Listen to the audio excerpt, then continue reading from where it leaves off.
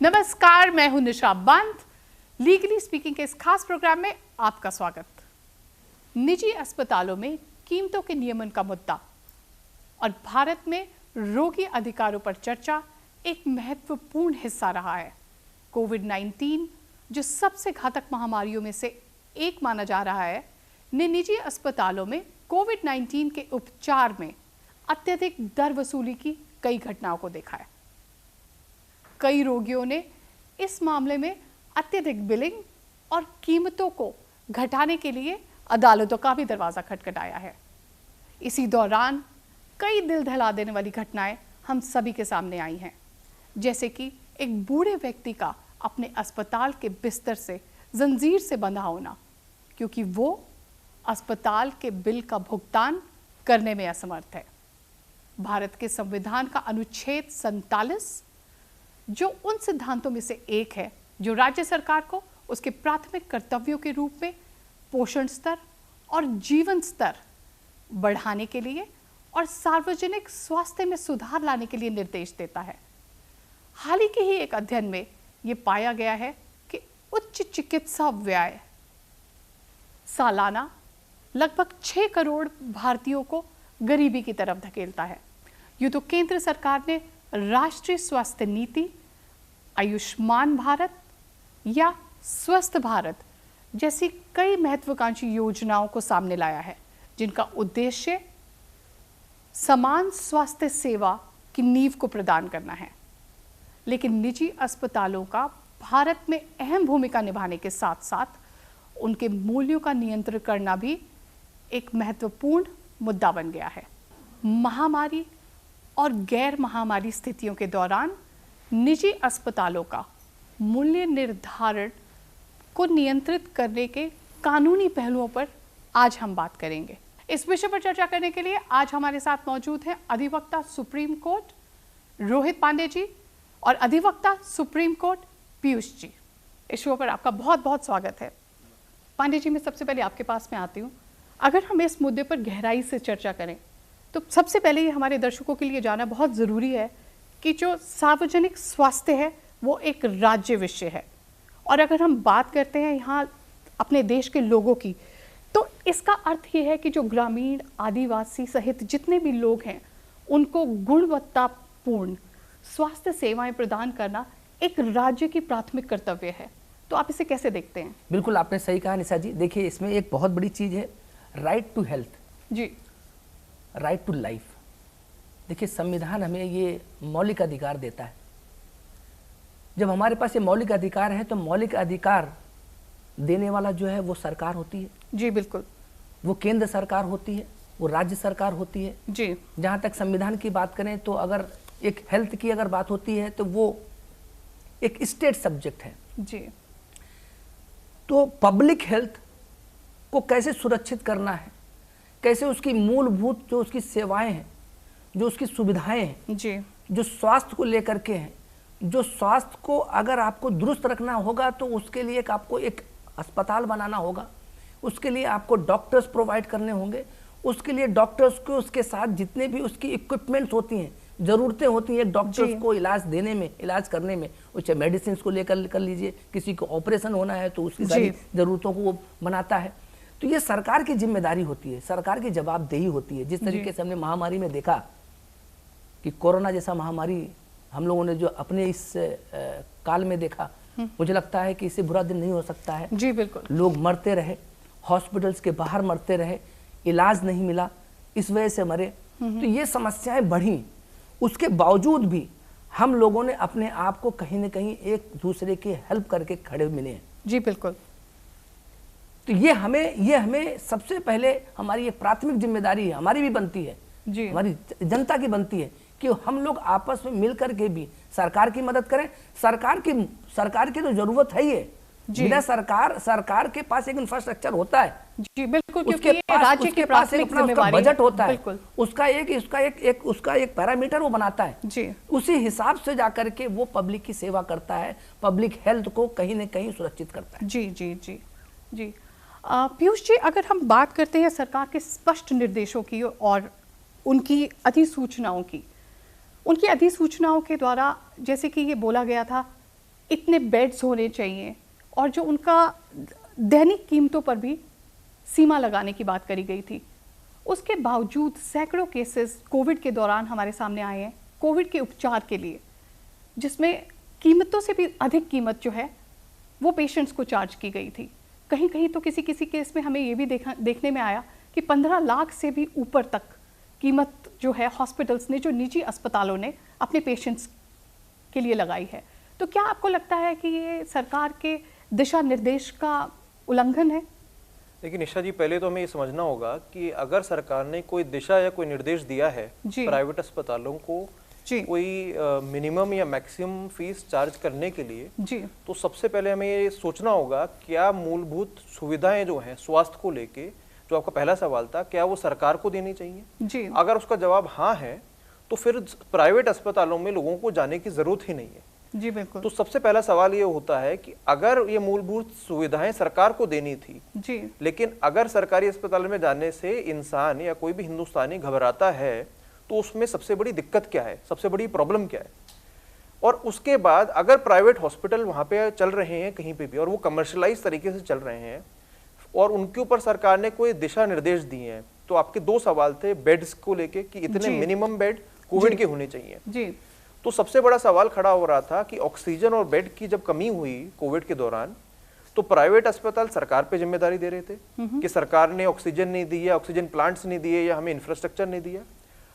मुझे और आपको, हम सबको याद होगा कि सेकेंड वेव के दौरान, कोविड के दौरान हॉस्पिटल्स के एमडी तक ट्वीट करके सरकार से, हेल्थ मिनिस्टर से ऑक्सीजन मांग रहे थे जी, सहायता मांग रहे थे।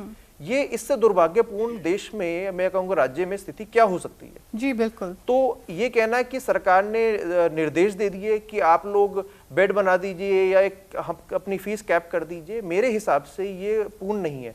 लेकिन मैं ये नहीं कह रहा कि प्राइवेट अस्पतालों की इसमें गलती नहीं है जी, पूरी तरह से जिम्मेदार हैं प्राइवेट अस्पताल भी जी। इसको मैं कहूँगा स्वास्थ्य और मेडिसिन और इलाज को आज की डेट में प्राइवेट अस्पतालों ने जो खामी रही है राज्य सरकार की, हर राज्य सरकार की, मैं किसी एक पर्टिकुलर प्रदेश के लिए नहीं कहूंगा, उसका खामियाजा भुगतना पड़ता है एक आम नागरिक को जी जी। क्योंकि जहां उसके जान पे सवाल आता है, उसको एक मूलभूत सुविधाएं नहीं मिलती, उसको अपनी जान या अपने परिवारजनों की जान बचाने के लिए प्राइवेट अस्पताल का दरवाजा खटखटाना पड़ता है।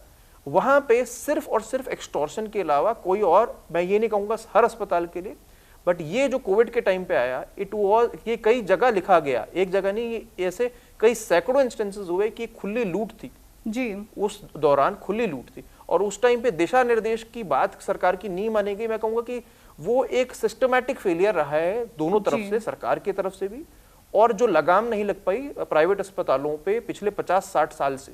ये बहुत पहले से इसके ऊपर कोई कानून आना चाहिए था। देखिए, अधिनियम या सरकार ने कोई नोटिफिकेशन लागू किया, अगर इसके ऊपर एक प्रॉपर सेंट्रलाइज्ड एक्ट होता और हर स्टेट ने उस एक्ट को इंप्लीमेंट किया होता जी, तो इन निर्देशों की एक नी जर्क रिएक्शन की जरूरत ही नहीं होती जी। तो आप ये कहना चाहते हैं कि महामारी के दौरान कुछ प्रावधान भी निकालने चाहिए थे, कानूनी प्रावधान को इंट्रोड्यूस करना चाहिए था, जिससे इन पर लगाम लगाई जा सके, निजी अस्पतालों पर लगाम लगाई जा सके। देखिए, मेरा मानना है कि महामारी के दौरान तो ऐसा मुद्दा आ चुका था कि सरकार के पास प्राइवेट अस्पतालों पे निर्भर रहने के अलावा कोई और चारा था ही नहीं जी, जी। आप आज की डेट में भी मुझे एक मुकदमा बता दीजिए जहां पे दिल्ली सरकार, हरियाणा सरकार या महाराष्ट्र सरकार, तीनों जगह अलग अलग पॉलिटिकल पार्टीज की सरकार है, दिल्ली, हरियाणा और महाराष्ट्र में, किसी एक भी सरकार ने किसी एक बड़े अस्पताल के ऊपर कोई पेनल्टी लगाई हो कि आपने ओवरचार्ज किया, आपने पेशेंट को वापस भेज दिया जी, आपने निर्देश लेके सब कुछ। कारण क्या था? वो मजबूरी का समय था, उस टाइम पे सबको एकजुट होकर लड़ना था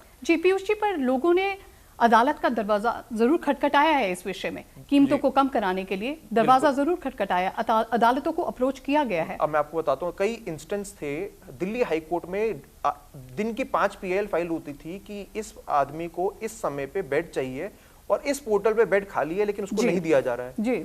जो काम सरकार को करना चाहिए था वो हाई कोर्ट और सुप्रीम कोर्ट ने किया। आप मानेंगे नहीं, दिल्ली हाई कोर्ट की एक बेंच सिर्फ ऑक्सीजन बेंच के नाम से जानी जाती थी जी। एब्सोल्युटली। वो ऑक्सीजन का काम करना कि कहां से कॉरिडोर बनेगा, कहां से ग्रीन कॉरिडोर बनेगा, ऑक्सीजन पहुंचेगी हॉस्पिटल्स में, दी जाएगी पेशेंट को, और वहां पे सो सरकार का जो काम था, जो अभी पांडे जी ने कहा कि ये मूलभूत सुविधाएं देना राज्य सरकार की जिम्मेदारी है जी, प्राथमिक जिम्मेदारी है। जब वही खत्म हो गई तो पूरा सिस्टमैटिक, और प्राइवेट अस्पतालों का देखिए, जो कहते हैं कि लॉजिस्टिकली उन्होंने पूरा कंपटीशन ही खत्म कर दिया। ऐसा नहीं कि अस्पताल चल रहे हैं जी। तो आप ये कहना चाह रहे हैं कि राज्य सरकार ने अपना काम ठीक से नहीं किया है इस दौरान, महामारी के दौरान? देखिए, अगर ठीक से करा होता तो ये जो हमारे आगे डेटा आ रहा है या जो हमारे सामने इंफॉर्मेशन आ रही है कि इतनी मौतें हुई और उसका डेटा आज तक क्लैरिफाई नहीं है जी। हम सब ने उस प्रॉब्लम से जूझे। कोई ऐसा परिवार नहीं होगा, हम पैनल पे 3 लोग हैं जिसके किसी नियर एंड डियर को कोविड ना हुआ हो या हमने किसी अपने नियर डियर को ना खोया हो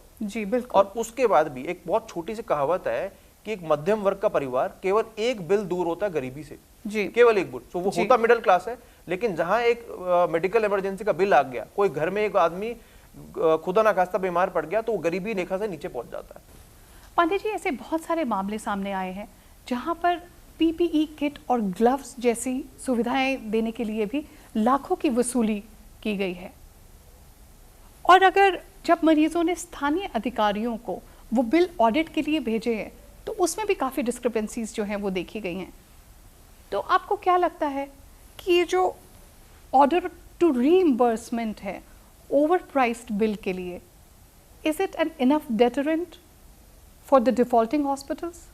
देखिए, मैं आपको बताऊं कि जिस तरीके से अभी पीयूष जी ने कहा कि जो मूलभूत जो आवश्यकताएं हैं, जरूरतें हैं स्वास्थ्य को लेकर के, अगर आज हम प्राइवेट हॉस्पिटल की बात क्यों कर रहे हैं, हम प्राइवेट हॉस्पिटल्स में क्यों जा रहे हैं? वो सारी जरूरतें, वो सेवाएं, वो सुविधाएं जो हमारे सरकारी अस्पताल में नहीं है जी, जिसकी वजह से हम प्राइवेट हॉस्पिटल्स में जा रहे हैं जी। और जबकि मिडिल क्लास फैमिलीज जो है वो सबसे बड़ी टैक्स पेयर है, सबसे बड़ी टैक्स पेयर है देश में। और मिडिल क्लास फैमिलीज हो या जो गरीब जनता है जी, उसको पता है। आज देखिए, मुझे लगता है कि सरकारी अस्पताल सिर्फ गरीबों के लिए बना है जी। बिल्कुल। मिडिल क्लास के लिए नहीं बना है, अमीरों के लिए नहीं बना है। कोई अमीर आप मुझे बता दीजिए कि सरकारी अस्पताल में जाता हो, वो नहीं जाएगा क्योंकि वहां पे सुविधाएं नहीं है। वहां पे सुविधाएं नहीं है, तो इसका मतलब ये हुआ कि सरकार कहीं न कहीं उसकी अपनी नाकामी है जी। बिल्कुल। जो कि वो सुविधाएं नहीं दे पाती है जो उसका फंडामेंटल राइट है जी। वो सुविधाएं नहीं मिल रही हैं, वो डॉक्टर्स अच्छे नहीं मिल रहे हैं, वो सारी जो है वो जो ट्रीटमेंट होती है प्रॉपर के, जो उसके जो और भी सामान होते हैं जिससे मेडिसिन होती हैं, वो सारी चीजें वहां प्रोवाइड नहीं की जा रही हैं जी। ऑक्सीजन की बात देखिए कितनी जरूरत पड़ी थी उस समय ऑक्सीजन की जी। बिल्कुल बिल्कुल। प्लांट तब लगे ऑक्सीजन के जब लोग मरने लगे। प्लांट हाहाकार तब मचा इस देश में जब लगा कि ऑक्सीजन की जरूरत पड़ी। ऑक्सीजन की देखिए कितनी बड़ी वैल्यू हो गई। ऑक्सीजन बड़ी रेयर केस में ऑक्सीजन की जरूरत पड़ती थी पहले के टाइम पे, लेकिन ये कोविड ने बताया कि आपको तमाम प्लांट लगाने पड़ेंगे। ऑक्सीजन के बेस पे ही आज का टाइम हमारा ऐसा हो गया है कि अब हम ऑक्सीजन पर जिंदगी जिएंगे। तो ये हालत हो गई है। तो अपने आप को हॉस्पिटल में अगर हॉस्पिटल है वो भी कमी काफी देखी गई है इस दौरान। और मैं आपको बताऊं निशा जी, प्राइवेट हॉस्पिटल में हमारी मजबूरी है प्राइवेट हॉस्पिटल में जाना। आज जो एक्सेसिव अमाउंट पैसा बढ़ा के लोग ले रहे हैं, हम मजबूर होके दे रहे हैं जी। बिल्कुल, ये हमारी मजबूरी है। हमारे लिए कोई सरकार ने, जैसे इन्होंने अभी पीयूष जी ने कहा कि कोई स्ट्रिक्ट रूल नहीं बनाया है जी। एक कंप्रिहेंसिव एक रूल बनाना पड़ेगा, एक प्रॉपर उसको, और वो बाइंडिंग होना चाहिए जी। वो प्राइवेट हॉस्पिटल से बाइंडिंग होनी चाहिए। देखिए आज के डेट में there is no private law जी। कोई प्राइवेट लॉ नहीं है जी। कोई यूनिफॉर्म गाइडलाइंस और पॉलिसी नहीं है, जिसकी वजह से आज प्राइवेट हॉस्पिटल्स अपनी मनमानी कर रहे हैं, जिसकी वजह से आज जो, अगर अभी आपने कहा कि कोई अगर घर का परिवार का एक कोई मेंबर अगर बीमार हो जाता है तो वो गरीबी रेखा के नीचे पहुंच जाता है। जी बिल्कुल। पीयूष जी, आपको क्या लगता है कि महामारी के दौरान सब लोगों ने जिस भी तरीके के अनुभव लिए हैं, तो सरकारी अस्पतालों का स्तर बढ़ाने की जरूरत है? देखिए, वो तो मैं कहूँगा सबसे पहला क्रम जो हमने डिस्कशन में शुरू किया, तो सबसे पहला फोकस अगर सरकारी स्कूल और जो हम कहते हैं सरकारी अस्पताल, अगर इनमें अच्छा स्टैंडर्ड हो और अच्छा प्रोसीजरल स्टैंडर्ड हो इलाज का, तो कौन नहीं चाहेगा अपना इलाज मुफ्त में कराने का जी। तो हिंदुस्तान जैसे देश का मैं आपको बताऊं, अब दिल्ली के अंदर ऑल इंडिया मेडिकल इंस्टीट्यूट है। आप सुनेंगे जब प्रधानमंत्री बीमार होते हैं, इलाज कराना होता है, वो उनका भी इलाज एम्स में होता है जी, और एक गरीब आदमी का इलाज भी एम्स में होता है। जी। लेकिन सर फर्क सिर्फ इतना है कि अगर किसी आदमी को, गरीब आदमी को अपना इलाज एम्स में कराना है तो उसके लिए लाइन या वेटिंग कई महीनों की है, सालों की वेटिंग है। और अगर किसी भी वीवीआईपी को कराना है तो उसके लिए वार्ड पहले से बुक रहता है जी। तो इस डिस्पैरिटी की अगर हम बात कर रहे हैं और हम एम्स जैसा इंस्टीट्यूट केवल हिंदुस्तान में 1 या 2 बना के छोड़ देंगे तो हम सोच रहे हैं कि हम अपना जो अपना सर है वो शतरमुर्ग की तरह जमीन पे हम गाड़ के बैठे हैं जी। बाकी अस्पतालों के जो बाकी राज्यों में अस्पताल है उनका भी स्तर बढ़ाने की जरूरत है, जिससे नागरिकों को ये भरोसा हो सके कि अगर हम सरकारी अस्पताल में जाएंगे तो हमें वही देखभाल की, स्वास्थ्य की सुविधाएं जो है वो हमें अच्छी से अच्छी सुविधाएं प्रदान की जाएंगी। दिल्ली जैसे राज्य में हम सुविधाओं की बात तो तब करेंगे, दिल्ली जैसे राज्य की आपको बता रहा हूं मैं, यहाँ पे हर साल 2 से 3 बार स्ट्राइक होती है। हिंदूराव हॉस्पिटल जो सरकारी अस्पताल है उसके डॉक्टरों की जी हमारी तनख्वाह टाइम पे नहीं दी जा रही। आज की डेट में भी डॉक्टरों की तनख्वाह 3-3 महीने डिले है हिंदूराव या जो एनडीएमसी या एसडीएमसी के अस्पतालों के अंदर, डॉक्टर नर्सेज की। अब हम उस एटमॉस्फेयर में क्या एक एंटिसिपेट कर लेंगे कि क्या मैं शॉर्टेज तो भूल जाइए आप कि जहां पे एक 100 पेशेंट पे अगर आपको 3 डॉक्टर चाहिए, 500 पेशेंट पे 1 डॉक्टर है, शॉर्टेज आप भूल जाइए। लेकिन उस एक डॉक्टर की भी तनख्वाह 3-3 महीने बाद आ रही है। जी जी जी। आप उसके बाद फिर आप दवाइयों के बारे में देखिए, जो दवाइयां हैं वो भी आपके पास स्टॉक में पूरी नहीं है जी, वो भी ब्लैक में बिक रही हैं जी। जहां हम बात करते हैं इस देश में जुडिशियल ऑफिसर्स की कमी की, वहां पर मेडिकल ऑफिसर्स भी जो हैं वो भी पर्याप्त मात्रा में नहीं है। बिल्कुल बिल्कुल जी। तो आपको ये दिशा निर्देश में जो हमारे सरकार ने दिशा निर्देश निकाले हैं, इसमें कोई बिल्ट इन प्रोविजंस है पीनल एक्शन के लिए पांडे जी? देखिए, मैं इसमें कोई ऐसा लॉ नहीं है जी। इसमें ऐसे मामले में देखिए बहुत सारी पीआईएल फाइल होती हैं जी, जो जैसा कि कहा कि उस टाइम पे, कोरोना के टाइम पे हर दिन जो है 5 पीआईएल फाइल होती थी हाई कोर्ट्स में, सुप्रीम कोर्ट में। लोगों को लगता था कि सरकार काम नहीं कर रही है, केंद्र सरकार काम नहीं कर पा रही है, तो अब कोर्ट का दरवाजा क्यों खटखटाते लोग? इसलिए कि कोर्ट कस्टोडियन ऑफ कॉन्स्टिट्यूशन होता है। जी बिल्कुल बिल्कुल। संविधान को कोई छेड़ेगा तो वो सुप्रीम कोर्ट सामने आता है जी, हाई कोर्ट सामने आता है। तो आज इस महामारी ने दिखाया तो कोर्ट के पास भी बहुत ही लिमिटेड स्कोप होते हैं। कभी कभी वो कभी कहता है, वो डायरेक्शन देता है और वो भी इंप्लीमेंट कंप्लायंस करना होता है स्टेट को और सेंटर को जी। तो वो भी गाइडलाइंस बनाने की बात करता है। इसके पहले भी अगर आपने देखा होगा कि जस्टिस चंद्रचूड़ ने उन्होंने भी ऑर्डर किया, सो मोटो लिया ऐसे मामले में कोरोना के टाइम पे। उन्होंने कहा कि सारी स्टेट्स को बोला, डायरेक्शन दिया कि आप अपने गाइडलाइंस बनाइए जी, उन लोगों के लिए बनाइए जो प्राइवेट हॉस्पिटल से आते हैं जी, जो एक्सेसिव अमाउंट्स को लेकर के तमाम ऐसी समस्याएं जो कंप्लेंट्स आ रही हैं उसको सॉर्ट आउट करने के लिए जी जी जी। तो हुआ, हाई कोर्ट में भी पीआईएल फाइल करी गई, हाई कोर्ट ने भी स्टेट को डायरेक्शन दिया। स्टेट ने गवर्नमेंट प्राइवेट हॉस्पिटल्स को लेकर के सिर्फ इतना किया कि उन्होंने कमेटी बना दी, ग्रीवांस रेड्रेसल कमेटी बना दी, नोडल ऑफिसर से अपॉइंट कर दिए, एडीएम और एसडीएम के लेवल पे ऑफिसर्स वहां बैठ के जो भी शिकायतें होती थी, जो भी कंप्लेंट होती थी उनके पास जाती थी और उसका कहीं ना कहीं निपटारा होता था जी। तो ये प्रोसीजर एक कहीं ना कहीं फॉलो करना पड़ेगा। तो आप अगर कहीं कोई ऐसा मामला आता है जहां लगता है कि आप इससे एग्रीव्ड हैं, आपके पास कोर्ट का दरवाजा खटखटा सकते हैं, लेकिन कोर्ट की भी एक अपनी लिमिटेशन है। कोर्ट रिमांड कर देती है स्टेट के पास जी बिल्कुल। और कोर्ट का प्रोसीजर जो है वो एक आर्डेंट प्रोसेस है। एक आम नागरिक को एक आर्डेंट प्रोसेस फॉलो करके कोर्ट का दरवाजा खटखटाने की जरूरत पड़ती है। पर अगर ये सुविधाएं हमें पहले से ही उपलब्ध हों तो आम नागरिक को कोर्ट तक जाने की जरूरत बहुत ही कम रह जाएगी। बिल्कुल सही कहा आपने। तो इसीलिए हमें जरूरत है कि स्टेट्स को, जिसकी जिम्मेदारी जो है संविधान ने दी है कि आपको जिम्मेदारी लेनी है कि पब्लिक हेल्थ कैसे दुरुस्त रखना है जी बिल्कुल, तो उस जिम्मेदारी को बखूबी निभाना राज्य सरकारों का काम है। पीयूष जी, पांडे जी, आप हमारे साथ हमारे इस शो पे जुड़े, आप हमारे स्टूडियो में आए, आपने अपना अमूल्य समय हमें दिया, इसके लिए बहुत बहुत धन्यवाद। Thank you. तो ये थी हमारी आज की खास पेशकश। अधिवक्ता सुप्रीम कोर्ट रोहित पांडे जी और अधिवक्ता सुप्रीम कोर्ट पीयूष जी के साथ क्या हमारे व्यापार की स्वतंत्रता के अधिकार के साथ हमारे स्वास्थ्य के अधिकार के बीच हमें संतुलन बनाना होगा। और निजी अस्पतालों के उपचार के लिए अधिकतम दर वसूली करने के अधिकार के क्या दायरे हैं, ये विषय छोड़ देता है हमें कई सवालों के साथ। और इन मुद्दों को हल करने के लिए हमें करनी पड़ेगी न्याय विकास की प्रतीक्षा। ईमेल कीजिए आपकी राय या कोई भी प्रश्न। जिम्मेदार बने, सजग रहें। इस सप्ताह के लिए मैं निशा पंत लेती हूं आपसे विदा। फिर मिलेंगे अगले सप्ताह आज ही के दिन इसी समय इसी चैनल पर। तब तक के लिए दीजिए इजाजत। नमस्कार।